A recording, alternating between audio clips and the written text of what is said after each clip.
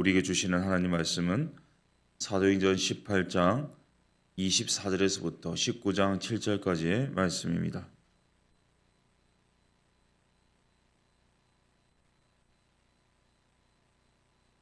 사도행전 18장 24절에서 19장 7절까지의 말씀입니다.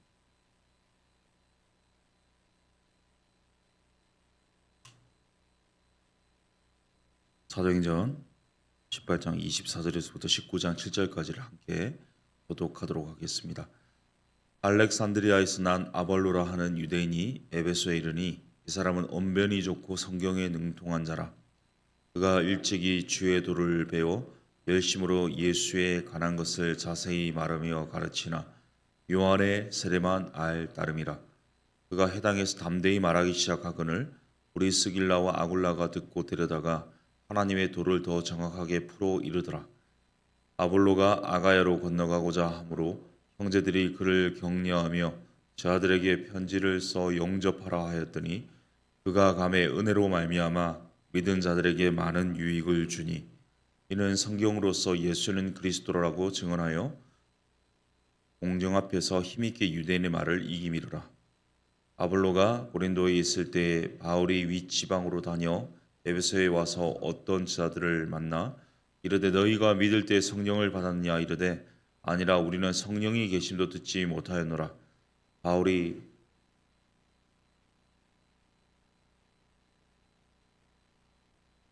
이르되 요한이 회개세를 베풀며 백성에게 말하되 내 뒤에 오시는 이를 믿으라 하였으니 이는 곧 예수라 하거늘 그들이 듣고 주 예수의 이름으로 세례를 받으니 바울이 그들에게 안수하며 성령이 그들에게 임하심으로 방언도 하고 예언도 하니 모두 12사람쯤 되니라. 아멘. 2차 전도 여행 이후에 안디옥으로 사도 바울이 돌아왔는데요.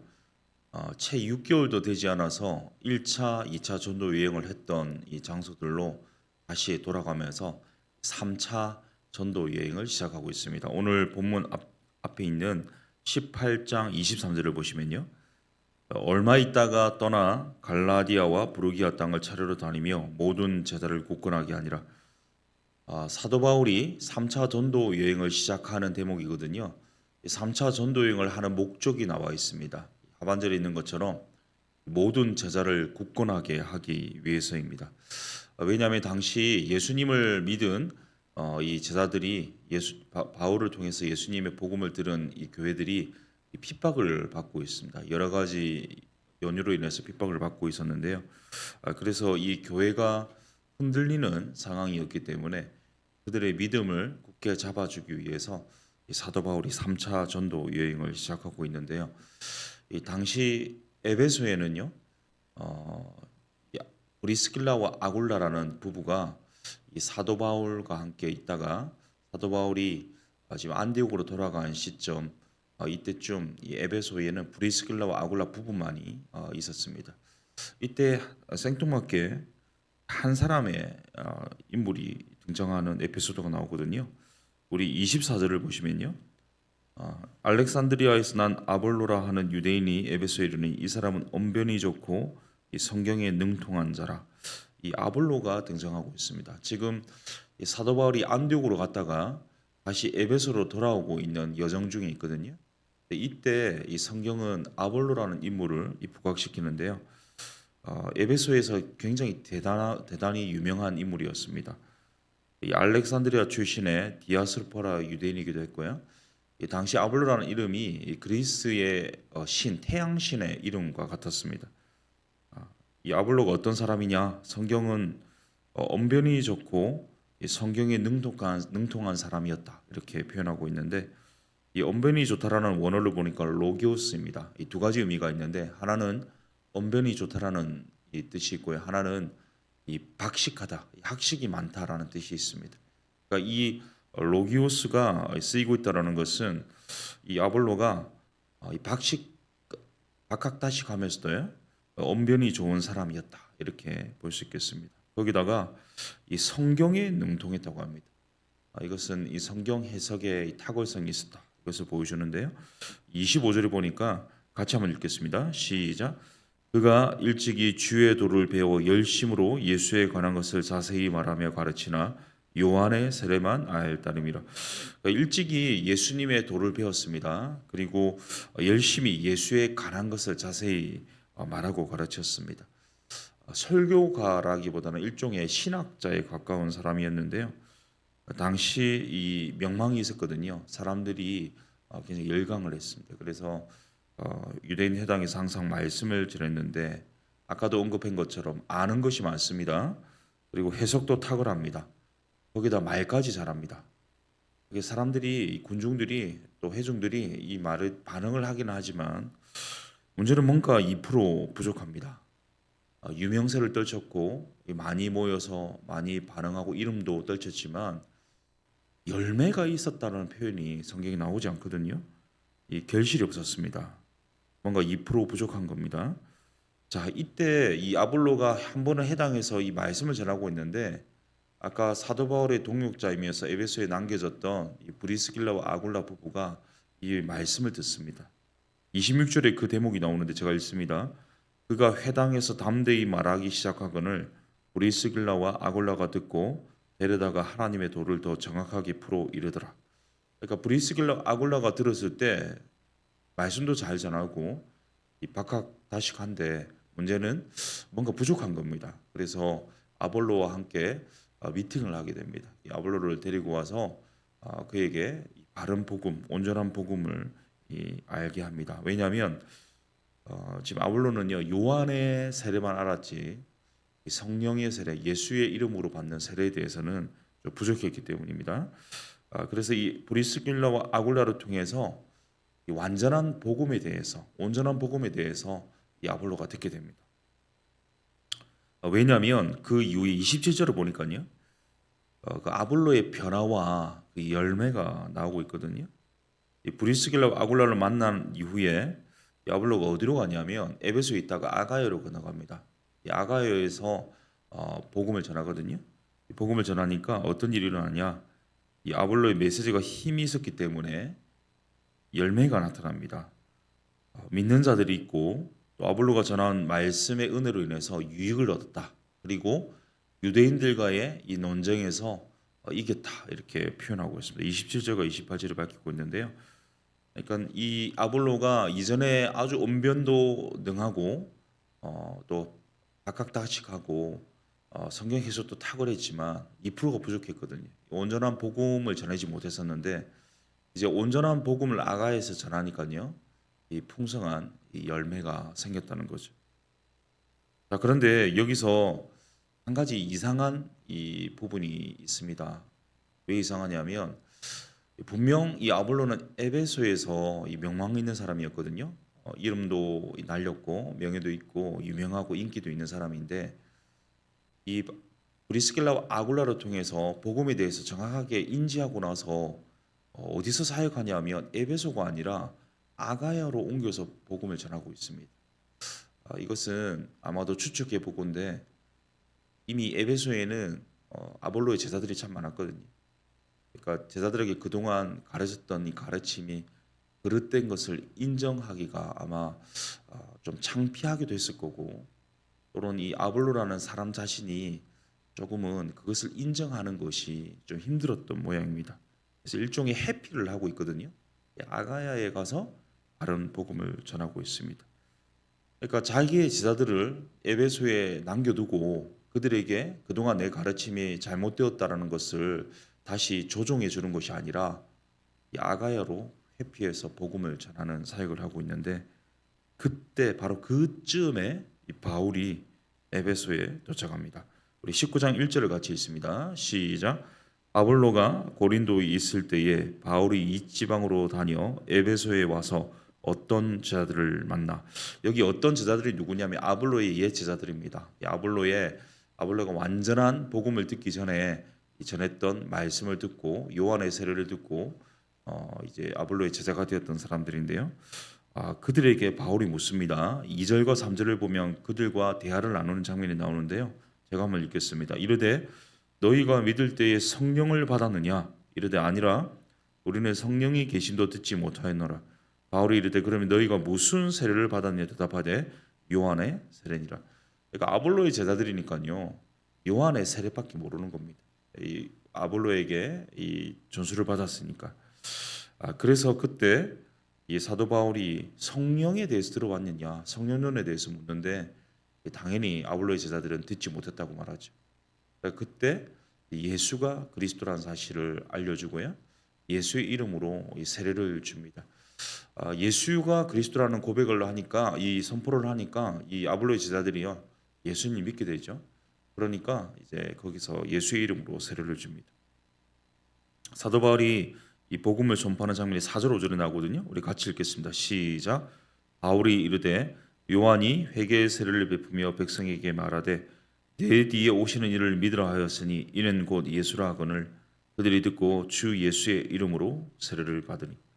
그동안 아볼로를 통해서 복음을 들었지만 반쪽 복음을 들은 겁니다.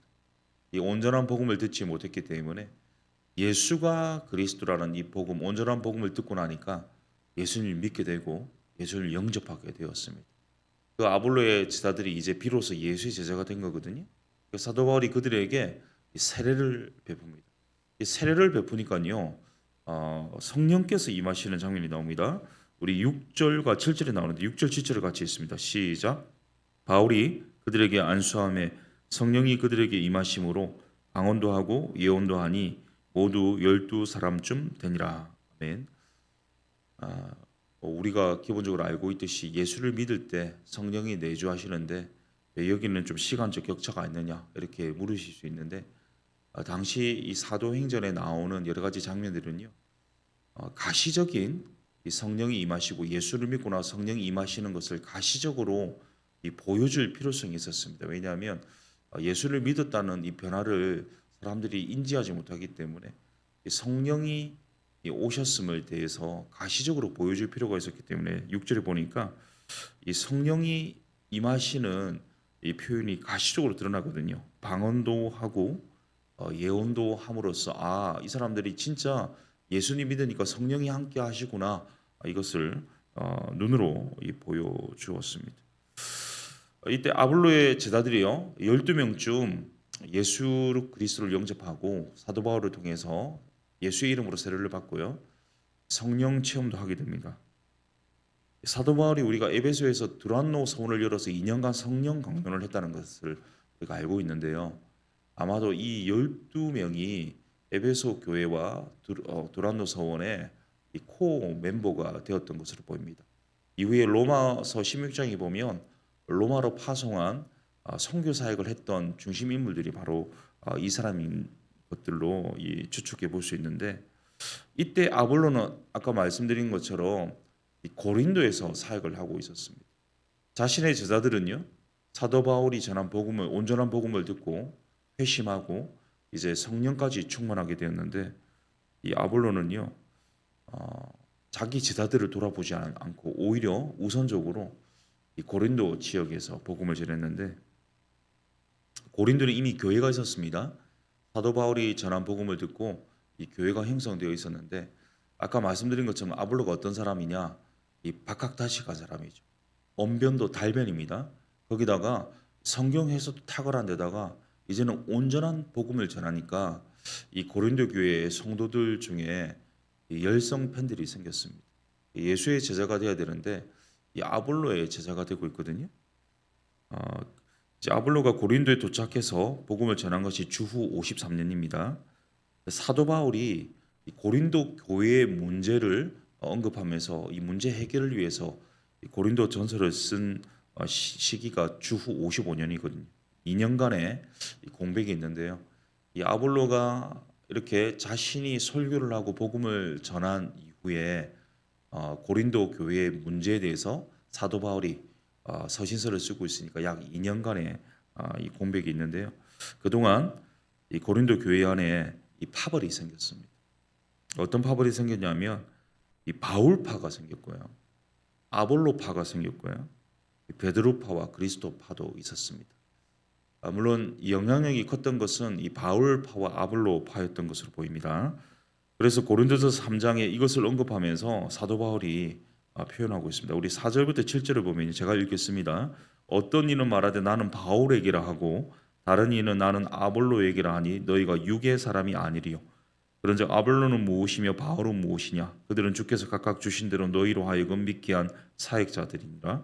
나는 심었고 아볼로는 물을 주었으되 오직 하나님께서 자라나게 하셨나니 그런즉 심는 이나 물 주는 이는 아무것도 아니로되 오직 자라게 하시는 이는 하나님 뿐이니라. 그러니까 아볼로가 뜻하지 않게 온전한 복음을 받고요. 이 고린도 교회에서 말씀을 전하니까 이 교회가 하나 되고 그리스도 안에서 하나 되고 연합하고 든든히 세워지는 것이 아니라 오히려 이 분파가 생겼습니다. 파벌이 생겼습니다. 그 사도 바울 입장에서는요, 이 아볼로가 이 교회의 힘이 되는 것이 아니라 짐이 되고 있거든요. 분열을 조장하니까 이 속으로는 얼마나 이 화가 났겠습니까? 그런데 오히려 바울은 이 아볼로를 세워주는 이 표현을 하면서 결국 구절을 보면요. 구절 한번 같이 읽겠습니다. 시작. 우리는 하나님의 동역자들이요 너희는 하나님의 밭이요 하나님의 집이니라 이렇게 언급하면서 이 아볼로와 나는 동역자다. 그리고 함께 하나님의 몸된 교회를 세우는 것이다. 우리 모두가 하나님을 섬기는 하나님의 자녀들이기 때문에 하나 될 필요가 있다. 이것을 언급하고 있습니다. 그런데 이 고린도전서를 쓸 당시에는요. 아볼로가 바울과 함께 있었던 것으로 보입니다. 왜냐하면 고린도전서 16장 12절에 보면 이런 표현이 있습니다. 형제 아볼로에 대하여는 그에게 형제들과 함께 너희에게 가라고 내가 많이 권하였을 때 지금은 갈 뜻이 전혀 없으나 기회가 있으면 가리라. 그러니까 아볼로가 이 고린도 교회에서 2년 전에 말씀을 전했고 그로 인해서 분쟁이 생긴 겁니다. 이 분열이 생겼고 지금은 이 바울 곁에 있습니다. 그러니까 바울 입장에서는 이 아볼로가 굉장히 좀 이 자기 마음에 이 분과 이 노를 발할 수 있는 이 원인이 되고 있는데요. 그럼에도 불구하고 이 겉으로 이 감정을 크게 드러내고 있지는 않습니다. 의도하지는 않았겠지만 아볼로는요 이전에 마가가 이 사도 바울의 속을 썩였던 것처럼 지금 이 사도 바울의 속을 많이 썩이고 있습니다. 이 바울이 이후에 4차 전도 여행을 가거든요. 그때 세 권의 편지를 씁니다. 주후 66년에 니고볼리에서 그 세 권 중에 한 권의 편지를 쓰는데 바로 디도서를 쓰게 되거든요. 당시 그레데 섬에서 이 목회를 하고 있었던 목회자 디도에게 일종의 이 목회 지침서를 쓰고 있는데요. 이때 디도에게 편지를 배달할 인물로 갑자기 또 등장하는 인물이 누구냐? 이 아볼로입니다. 디도서 3장입니다. 한번 같이 읽겠습니다. 시작. 율법 교사 세나와 및 아볼로를 급히 먼저 보내어 그들로 부족함이 없게 하고 또 우리 사람들도 열매 없는 자가 되지 않게 하기 위하여 필요한 것을 준비하는 좋은 일에 힘쓰기를 배우게 하라. 그러니까 디도에게 편지를 배달할 인물로 세나와 아볼로를 언급하고 있는데 지금 사도 바울은 니고볼리에 4차 전도 여행 중에 있거든요. 그러니까 자기의 이 전도 여행 팀의 일행 중에 누가 있었냐? 이 아볼로가 있었습니다.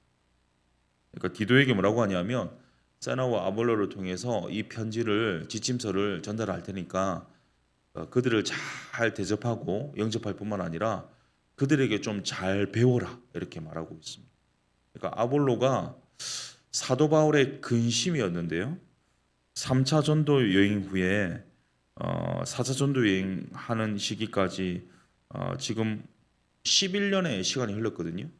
이전에 고린도전서를 쓸 당시가 주후 55년이니까 지금이 주후 66년이니까 11년을 지나는 시점에서 아마도 아볼로가 이 바울에게 무릎 꿇었던 것으로 보입니다.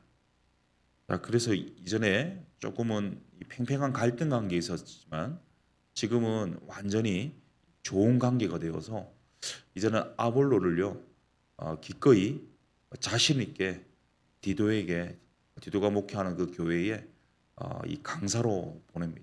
목회자의 목회자로서 디도도 가르치고 그 교회의 지도자들도 가르치라고 이렇게 이 자신의 사역을 위임할 만한 이 좋은 관계로 이 아볼로가 이 변화된 것을 확인해 볼 수 있습니다.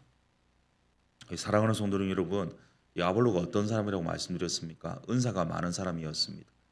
아는 것도 많고요, 말도 잘하고요, 성경 해석도 탁월합니다. 거기다가 이제 바른 복음까지 알고 있는 사람입니다. 그러나 한 가지 부족한 것이 있었는데 자기의 이 잘못을 인정하는 겸손이 부족했습니다.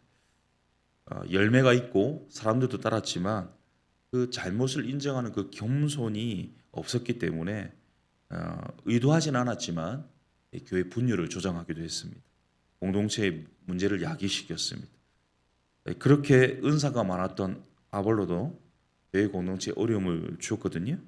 그럼에도 11년이 지나는 시점에 어느 틈인지 모르겠지만 하나님이 은혜 주셨고 아볼로가 이 겸손하게 무릎을 꿇었을 때 주께서 그를 세우시고 바울과의 관계를 돈독히 하시고 이제 목회자의 목회자로 강사로 사도 바울의 사역을 위임해서 많은 지도자를 가르치는 일에 아볼로가 쓰임 받았습니다.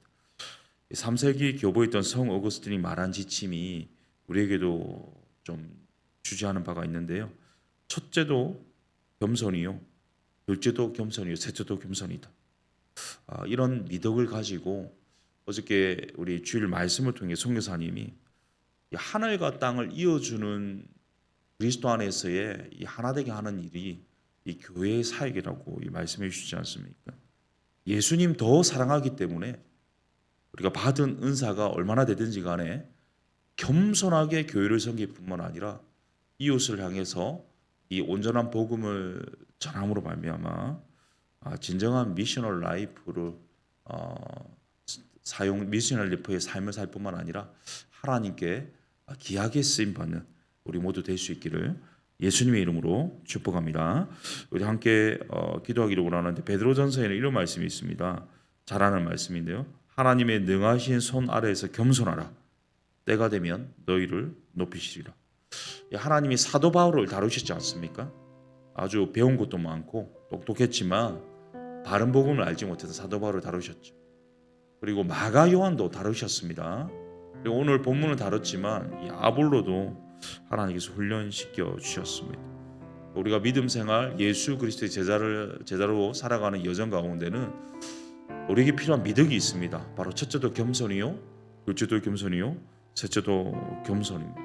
우리가 받은 은사가 얼마나 되든지 간에 겸비하여서 몸된 교회를 섬길 뿐만 아니라 하늘과 땅을 이어주는 그리스도 안에서 통일되게 하는 귀한 사역에 우리 온전한 복음으로 들고 나가서 많은 영혼을 돌아오게 하는 일에 쓰임받는 이 선교적인 삶을 살아가도록 인도하여 주옵소서. 우리 말씀 기억하면서 함께 기도하며 결단하며 하나님께 간구하겠습니다. 이 시간 기도하겠습니다. 살아계신 하나님, 오늘 말씀을 통하여서 하나님 인간의 연약함에도 불구하고 그를 다루시고 어루만져 주셔서 연단시켜 주셔서 이제 하나님의 귀한 하나님 나라의 사역에 일부분이 되게 하시도록 사용하시는 것을 볼 수 있게 하여 주셨습니다. 하나님 은사가 많다고 하나님 이 교만해서는 안 되겠습니다. 또한 하나님께서 또 나를 사용하신다고 자고해서는 안 되겠습니다. 겸비함으로 겸손함으로 첫째도 둘째도 셋째도 철저하게 주님 앞에 엎드림으로 주님께서 이 사용하시는 일에 정말 겸비하게 쓰임 받을 수 있도록 주님께서 인도하여 주시되 특별히 하나님 우리를 교회로 불러주셨습니다. 하나님 하늘과 이 땅을 그리스도 안에서 통일되게 하는 이 귀한 사역에 불러주셨는데 하나님 그 하나님 나라의 사역에 정말 조금이라도 쓰임받기 위해서 오늘도 겸비함으로 하나님 앞에 겸손함으로 순전함으로 정말 주님의 이 겸손의 도구로 쓰임받게 하여 주시되 하나님 몸된 교회를 귀하게 섬기게 하여 주시고 특히 믿지 않는 자들에게 하나님 복음을 알지 못하는 자들에게 오늘도 이 겸손한 마음으로 주의 온전한 복음을 증거하고 선포할 때에 많은 영혼이 주께로 돌아오게 하는 일에 귀하게 쓰임받는 이 선교적인 삶을 살아가도록 인도하시고 붙잡아 주시옵소서.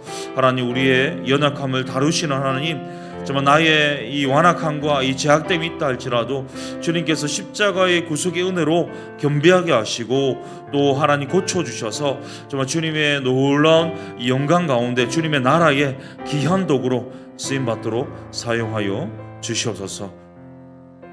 우리 교회를 위해서 기도하겠습니다.